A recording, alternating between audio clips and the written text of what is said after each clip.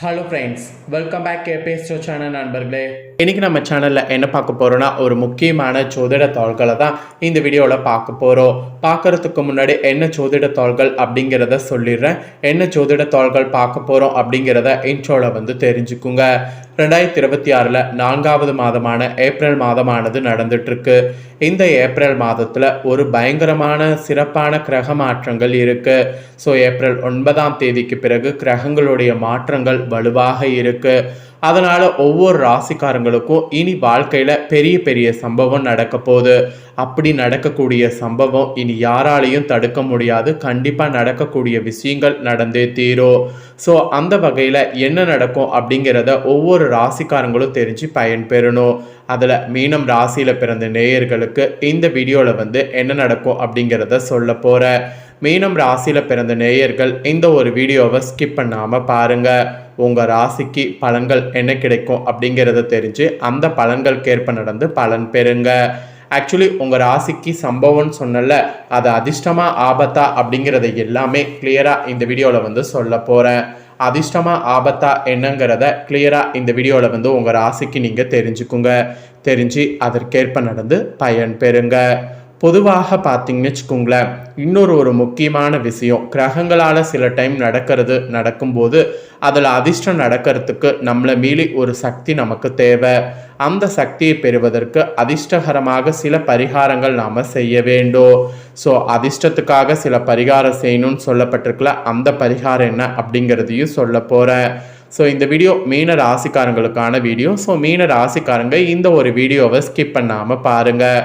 உங்கள் ராசிக்கு கிடைக்கக்கூடிய பலன்கள் தெரிஞ்சுக்குங்க. அதை விட நன்மைகள் நடைபெற பரிகாரம் என்ன செய்யணுங்கிறத தெரிஞ்சுக்குங்க. எல்லாமே தெரிஞ்சு அதற்கேற்ப நடந்து பயன் பெறுங்க. முதல்ல உங்கள் ராசிக்கு பலன்கள் என்ன கிடைக்குங்கிறத வாங்க பார்க்கலாம். அதுக்கப்புறமேட்டு உங்களுக்கான பரிகாரங்கள் என்ன செய்யணுங்கிறத பார்க்கலாம். குலகாரகன் குருவை அதிபதியாக கொண்ட மீனராசி அன்பர்களே, இந்த ஏப்ரல் 9 உங்கள் பழைய கடன்கள் வசூலாகும். இதுக்கு முன்னாடி பழைய கடன்கள் வசூலாகிறது ரொம்ப கஷ்டமாக இருந்திருக்கோ, அதனால் நீங்கள் ரொம்ப கஷ்டப்பட்டிருப்பீங்க. அப்படி கஷ்டப்பட்ட உங்கள் நிலைமை மாறப்போகுது. பழைய கடன்கள் வசூல் செய்ய முயற்சி பண்ணிங்கன்னா கண்டிப்பாக வசூலாகும். அதற்கான முயற்சியில் இறங்க வேண்டிய டைமு. உங்கள் எதிரிகளிடம் பலம் குறையும். அது மட்டும் இல்லாமல் வீடு வாகனம் வாங்கக்கூடிய யோகம் உண்டாகும். யோகம் உண்டாகும் போதே அந்த யோகத்தை பயன்படுத்தி வாங்குங்க. அப்புறம் பின்னாடி நீங்கள் நினைச்சாலும் வாங்கிறது ரொம்ப கஷ்டமாகும். ஸோ யோகம் இருக்கும்போதே யோகத்தை பயன்படுத்தி வாங்கணும்.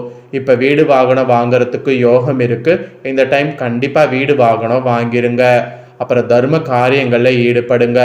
எந்த அளவுக்கு தர்ம காரியங்களில் ஈடுபடுறீங்களோ அந்த அளவுக்கு மன அழுத்தங்கிறது மறையும். ஸோ மன அழுத்தம் மறையறதுக்கு தர்ம காரியங்களில் ஈடுபடுங்க.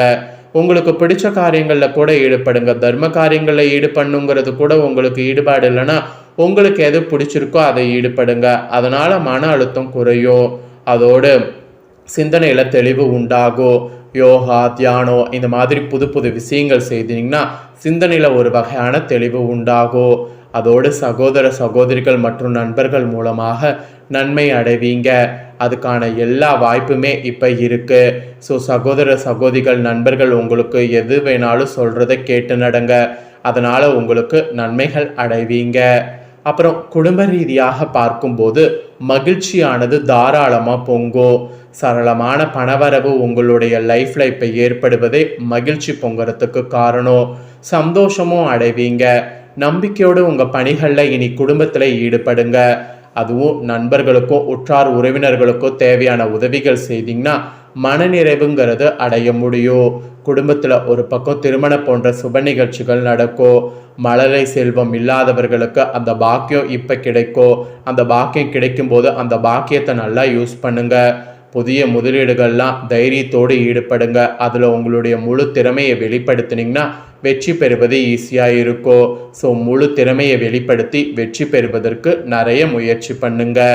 அப்புறம் தொழில் இருக்கக்கூடிய உங்கள் ராசிக்காரங்களுக்கு தொழில் வியாபாரத்தில் பொறுத்த வரைக்கும் நிறைய போட்டிகளையும் பொறாமைகளையும் சந்தித்தாலும் நீங்கள் பண்ண வேண்டிய ஒரே ஒரு விஷயம் பொறுமையோடு செயல்படுறது தான். பொறுத்தார் பூமி ஆர்வார் என்ற பழமொழிக்கு ஏற்ப பொறுமையோடு செயல்பட்டிங்கன்னா அவற்றை எல்லாத்தையுமே உங்களால் சமாளிக்க முடியும். உங்களுடைய சமயோகித புத்தியால் தான் பிரச்சனைகள்லேருந்து தப்பித்து கொள்ள முடியும். அதனால் சமயோகித புத்தியை மட்டும் கண்டிப்பாக வந்து மிஸ் பண்ணிடாதீங்க. புதிய வாடிக்கையாளர்களையும் புதிய சந்தைகளையும் நாடி செல்வீங்க. கொடுக்கல் வாங்கல் விவகாரங்களில் சிரமங்கள் உண்டாகாது.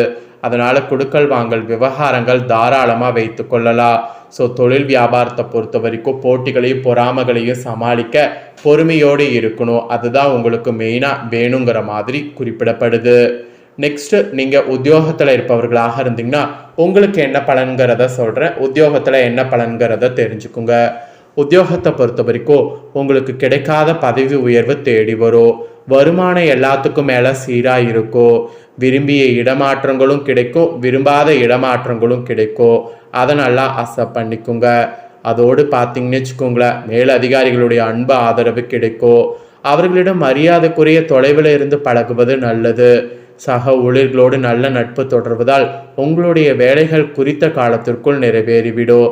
அதனால் பெருசாக உத்தியோகத்தில் இருக்கிறவங்க எதுக்கும் கவலைப்பட வேண்டாம். உத்தியோகத்தில் நீங்கள் என்ன நினைக்கிறீங்களோ அது உங்களுக்கு நடக்க போகுது. அதுக்கான டைம் இப்போ என்பதை புரிஞ்சுக்குங்க. அப்புறம் அரசியல்வாதிகளுக்கு சொல்லப்பட்டிருக்கு.